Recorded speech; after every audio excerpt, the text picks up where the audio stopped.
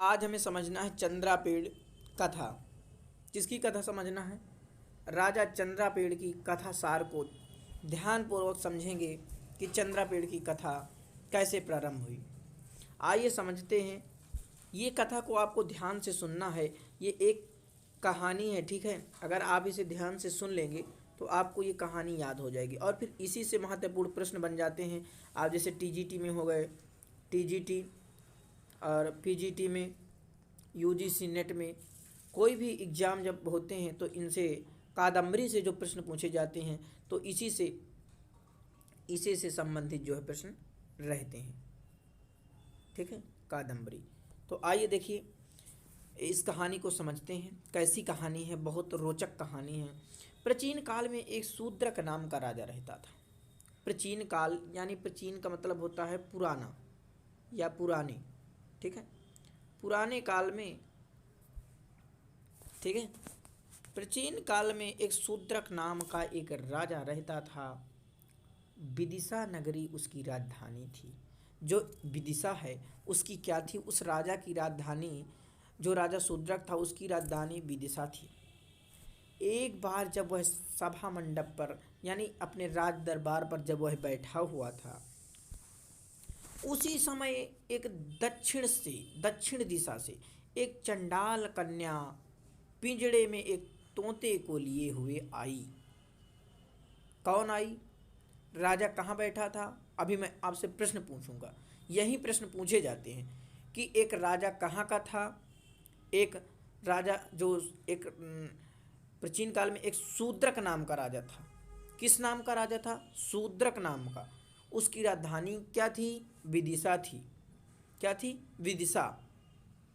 वो कहाँ बैठा था? वह एक बार सभा मंडप पर बैठा हुआ था। कहाँ से कन्या आई? दक्षिण दिशा से कन्या आई। तो ऐसे मैं प्रश्न अभी पूछूंगा, पहले एक बार मैं आपको इसको जो बता रहा हूँ उसे समझ लीजिए, ठीक है। जब ऐसे प्रश्न पूछूंगा तो आपको आसानी से याद हो जाएगा। तो चंडाल कन्या पिंजड़े में एक तोता लिए हुए आई और बोली, महाराज के समीप जाकर बोली, महाराज, यह तोता संपूर्ण शास्त्रों का ज्ञाता है और पृथ्वी का एक रत्न है, इसे आप स्वीकार करें। क्या बोलती है कि हे महाराज, ये जो तोता मैं लाई हूँ ये संपूर्ण शास्त्रों का ज्ञाता है, इसे आप स्वीकार कर लीजिए।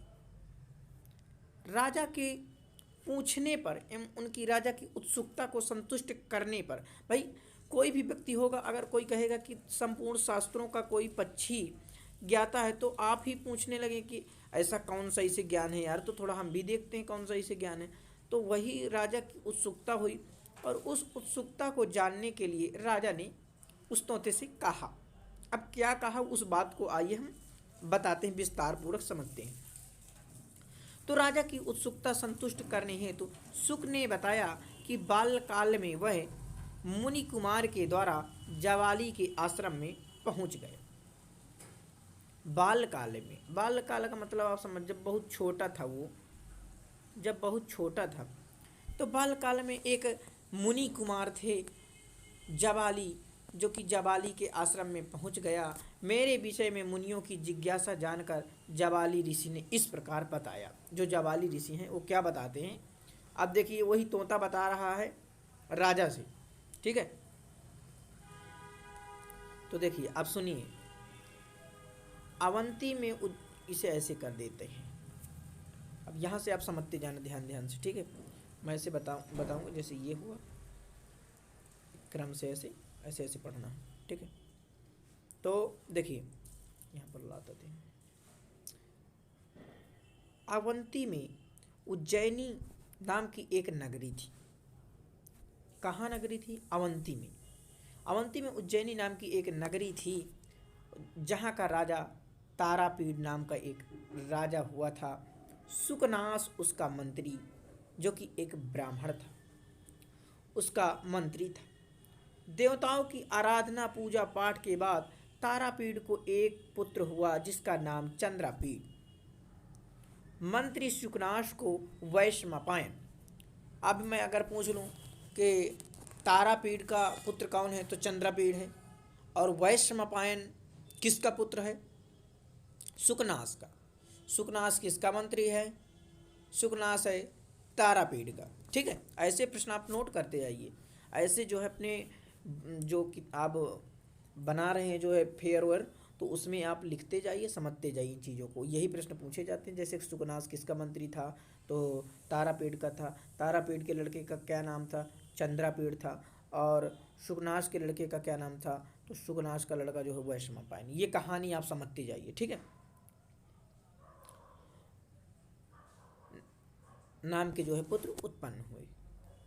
विद्या अध्ययन एवं युवावस्था प्राप्त होने पर चंद्रापीठ को राजा बना दिया गया। ये जो चंद्रापीठ है, तो चंद्रापीठ को क्या बना दिया गया, चंद्रापीठ को राजा बना दिए गए। अब देखिए, जब ये इनकी पढ़ाई वढ़ाई हो जाती है तो चंद्रापीठ को राजा बना दिया जाता है। चंद्रापीठ को युवराज वैशंपायन को उसका मंत्री नियुक्त किया गया। विजय में मिली कुलूत, इस राजा का नाम याद रखना। कुलूत राजा की पुत्री, किस राजा की पुत्री, कुलूत राजा की पुत्री राजकन्या पत्रलेखा को चंद्रापीठ की सेवा में नियुक्त किया गया। अब देखिए, सेवा का मतलब ये नहीं कि पत्रलेखा से इसकी शादी हो गई थी, सिर्फ एक ये उसकी सेविका थी। क्या थी, सेविका। ठीक है, अभी इसकी शादी नहीं हुई है कि पत्रलेखा के साथ जो है इसकी चंद्रपीठ की शादी हो गई, ऐसा नहीं। ठीक है, ऐसा ना समझना। तो कुलूत राजा की पुत्री राजकन्या पत्रलेखा को चंद्रापीठ की सेविका में नियुक्त किया गया। दिग्विजय अभियान में चंद्रापीठ की रातों की नगरी स्वर्णपुर पहुंच गया। अपने इंद्रायुध पर सवार होकर वह एक दिन शिकार खेलते समय किन्नरों के युगल का पीछा करते हुए एक अछूत सरोवर के तट पर पहुंच गया। वहां शिव मंदिर में एक कन्या को देखा, और वो कन्या क्या कर रही थी, पूजा कर रही थी। जो राजा चंद्रापीठ थे वहां गए तो एक कन्या को देखा, और वो कन्या क्या कर रही थी, पूजा कर रही थी। चंद्रापीठ के पूछने पर उस कन्या ने बताया कि वह गंधर्वराज हंस की पुत्री है। देखिए, अगर पूछ लूं कि गंधर्वराज हंस की पुत्री कौन थी, तो हंस की पुत्री महाश्वेता है। तो महाश्वेता के पिता कौन हुए, गंधर्वराज।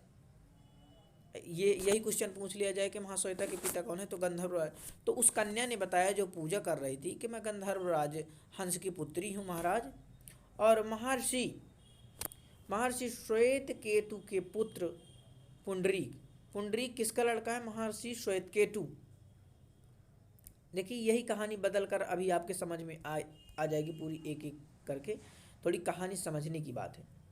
श्वेत केतु के पुत्र पुंडरीक ने एक दिन उसे देखा और इतने आसक्त हो गए कि उनका जीवन तो खतरे में पड़ गया।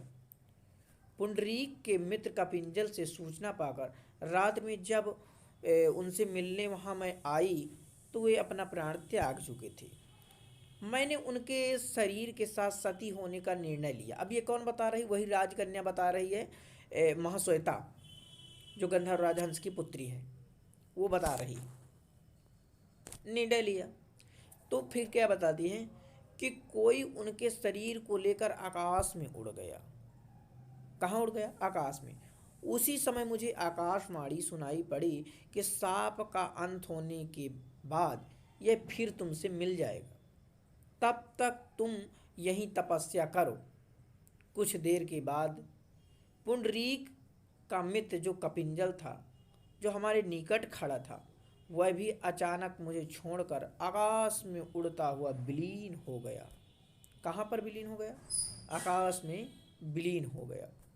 ठीक है, महाश्वेता अपनी आप बीती चंद्रापीठ को सुनाकर उसका उचित अतिथि सत्कार किया। महाश्वेता एक दिन चंद्रापीठ को साथ ले गई। महाश्वेता जो थी एक दिन चंद्रापीठ को साथ ले गई, और कहाँ पर, साथ लेकर अपनी प्रिय सखी कादम्बरी को मनाने के लिए हेमकूट पर्वत पहुँच गए। सखी के दुख से प्रभावित होकर कादम्बरी विवाह नहीं करना चाहती थी, किंतु महाश्वेता के साथ वहाँ युवराज चंद्रापीठ को देखकर वह उस पर आसक्त हो गई। आसक्त का मतलब हो गया, उस पर मोहित हो गई। क्या हो गई, मोहित हो गई। ये शब्दों आप नोट करते जाइए, ठीक है। और अपनी अगर बुक खोले ना तो बुक खोल लीजिए, तो उसमें जो है ऐसे जो कठिन शब्द हैं उनका अर्थ जो है लिखते जाइए, पेंसिल से लिख लिया करें, ठीक है। देखिए, तो कहाँ पर थे हम? अम्म, हाँ, यहाँ हेमकूट पर्वत गई। सखी के दुख से प्रभावित कादम्बरी विवाह नहीं करना चाहती थी, किंतु महाश्वेता के साथ वहाँ पहुँचे चंद्रापीड़ को देखकर वह उस पर आसक्त हो गई। कुछ दिनों के उपरांत अपनी सेविका पत्रलेखा को वहीं रुकने के लिए कहकर चंद्रापीड़ अपनी सेना में लौट आया, किंतु वहाँ आए पत्रवाहक से मिले पत्र को पढ़कर वैश्रमपायन वैश्रमपायन जो जो कि चंद्रापीड़ का मंत्री था, वैश्रमपायन एवं सेवक का को पत्रलेखा के साथ जाने का आदेश देकर अपनी राजधानी लौट आया। कुछ दिनों बाद एक दूत के माध्यम से कादम्बरी का संदेश पाकर वैश्रमपायन की खोज के बहाने चंद्रापीड़ कादम्बरी से मिलने चल पड़ा। यात्रा के बीच में ही चंद्रापीड़ को जानकारी मिली कि अछोत सरोवर के किनारे वैश्रमपायन जो है पड़ा हुआ, वह वापस आना ही नहीं चाहता। चंद्रापीड़ के वहाँ पहुँचने पर महाश्वेता ने उससे बताया कि वैश्रमपायन ने उसके प्रति दुर्व्यवहार किया, जिस कारण से उसने सुख हो जाने का श्राप दे दिया। सुख माने तोता हो जाने का श्राप दे दिया। चंद्रापीड़ इतना सुनते ही वहीं गिरकर मर गई। यह दृश्य देखकर पत्रलेखा भी इंद्रायुध को लेकर अछोत सरोवर में कूद पड़ी। तदंतर तदंतर का मतलब होता है इसी बीच सरोवर, जैसे कि वो इंद्रायुध लेकर कूदी, तो इसी बीच सरोवर से एक पुरुष निकला और सारी कथा कादम्बरी और महाश्वेता को दोनों को अपने प्रेमियों के पुनर्मिलन के लिए आसक्त किया। राजा शूद्रक सुख के मुख से इतना सुनते ही मृत्यु को प्राप्त हो जाते हैं। इस घटना के बाद चंद्रापीड़ जीवित हो गया और फिर चंद्रलोक से पुंडरीक भी आ गया।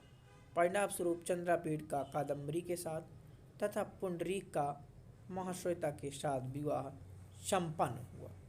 अब आप इस कहानी से क्या सीखे हैं आपको पता चल ही गया होगा। एक छोटी सी कहानी है कि अब देखिए, मैं थोड़ा आपको इसका संक्षिप्त रूप बता देता हूँ, उससे आप जो है समझ जाएंगे। जैसे कि इसमें आप बहुत ऐसी चीज़ें देखा तो आपके समझ में ना आई होगी, तो ठीक है, कोई बात नहीं है। देखिए, मैंने आपका एक समझ लीजिए वादा किया कि जो है हम एक एक वीडियो में पूरी बातें आसानी पूर्वक समझेंगे, कोई ऐसी चीज़ नहीं रहेगी जो आपके समझ में ना आए, ठीक है। बस आपको पूरी वीडियो देखना पड़ेगा, ठीक है। देखिए, समझते हैं। एक था राजा भैया नाम नहीं था, मैं बता रहा हूँ कि एक था राजा जिसका नाम था तारापीड़। इसे हटा देते, यहाँ से बताता हूँ, एक बार रुको, यहाँ से पहले रख लेते हैं शूद्रक को, ठीक है। अब बताता हूँ इसकी कहानी। एक राजा शूद्रक था। तो भैया शूद्रक राजा, एक बार कहानी बता रहा हूँ, इसको ध्यान से सुनना। अगर सुन लिए कहानी तो आपको याद हो गई पूरी कहानी, एक भी प्रश्न नहीं छूटेगा, आप कर लेंगे। एक था राजा शूद्रक, अब वह अपने सभा मंडप पर बैठा हुआ था। यहाँ पर भैया आपको कुछ नहीं देखना है, मैं आपको ऐसे देखिए कर रहा हूँ, सिर्फ मेरी कहानी पर ध्यान देना है, जो मैं बता रहा हूँ वही आपको सुनना है, ठीक है, और कुछ नहीं करना है। सिर्फ ज़्यादा नहीं, 3 मिनट और लूँगा। अगर 3 मिनट की कहानी सुन लिया तो आपको जो है पूरा क्लियर हो जाएगा, ठीक है। यहाँ पर आपको कुछ ध्यान नहीं देना, इसे देखिए ऐसे मैं कर देता हूँ, ठीक है। आपको कुछ ध्यान नहीं देना, सिर्फ कहानी पर ध्यान देना है। चलो इसे हटा देता हूँ, लेकिन कहानी पर जो मैं कह रहा हूँ वही कहानी पर ध्यान देना है, ठीक है। देखिए, एक थे हमारे, देखिए इसका रंग थोड़ा बदल देते हैं। अब देखिए, हाँ, शूद्रक, अरे बाबू ऐसे कैसे, देखो, हाँ अब सही रहेगा।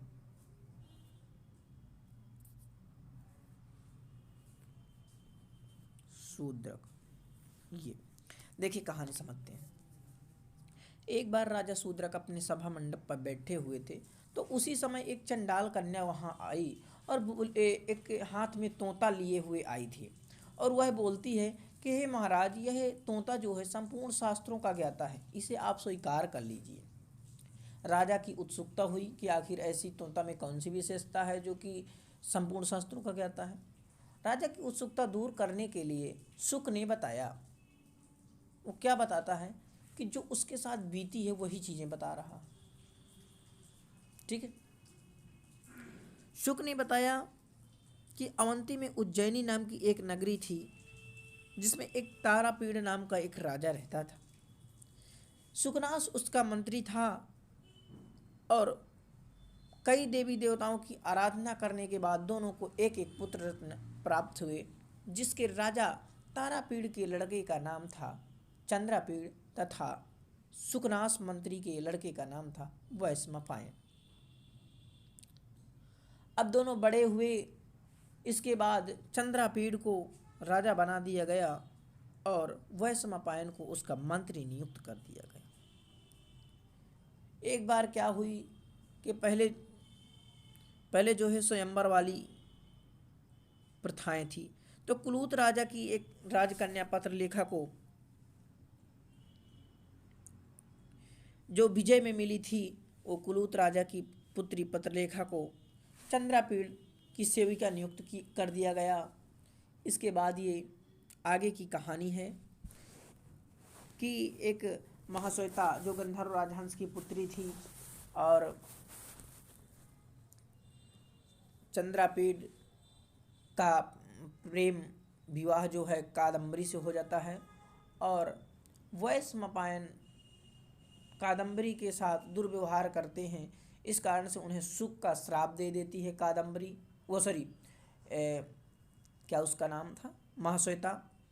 और महाश्वेता उन्हें सुख श्राप हो जाने का श्राप दे देती है, और वैश्वपायन ही क्या था, एक चंद्रापीड़ का मंत्री था, उसे ही सुख हो जाने का यानी तोता हो जाने का श्राप देती है। कौन? महाश्वेता, जो कि गंधर्व राजहंस की पुत्री है। और कादम्बरी का इसके बाद फिर चंद्रापीड़ के साथ विवाह होता है, और जो कि पुंडरीक था, महर्षि श्वेतकेतु का पुत्र, तो उसका जो है श्वेतकेतु का पुत्र पुंडरीक की जो है महाश्वेता के साथ शादी हो जाती। अच्छा, ये चंडाल कन्या कौन थी? तो ये पुंडरीक जो थी, पुंडरीक की माता का ही नाम चंडाल कन्या है। क्या नाम है? चंडाल कन्या। तो आज की वीडियो में हमने इतना ही सीखा। अगली जो वीडियो बनाएंगे एक एक क्रम से इन्हें समझना, इनके जीवन परिचय को, इसके बाद राजा शूद्रक को समझेंगे, एक एक क्रम से समझेंगे। ठीक है।